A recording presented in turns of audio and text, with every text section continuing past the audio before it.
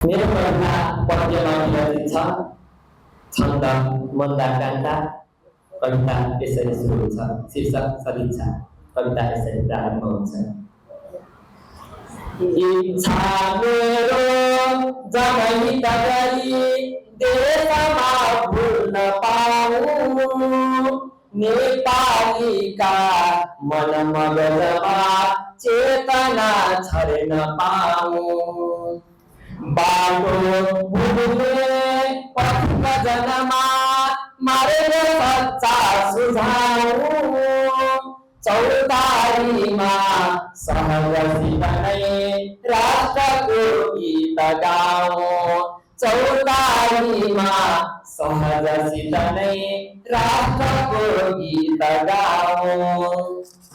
बाली ज्योत्स्ना विविध रङका सैयामा राख्न पाए, कस्तो होला नवकुसुमले कन्दरा ढाक्न पाए। राम्रा राम्रा बिहान वनमा नाच्न पाउन् रमाई, गाउन् भाका प्रमुदित बने पुष्पदारी समाई। गाउन् भाका प्रमुदित बने पुष्पदारी समाई।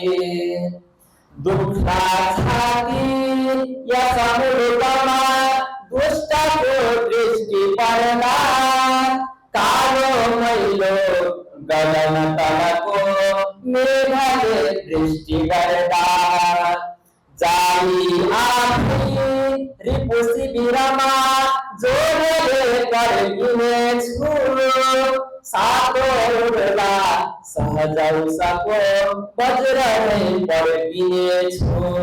सातो उड्ला सहज उसको वज्र नै पड्किनेछु। मेची तारी सदलन पहुन राष्ट्रको गीत गाई, डाँफे मैना मुजुर वनमा बाँच्न पाउन् रमाई।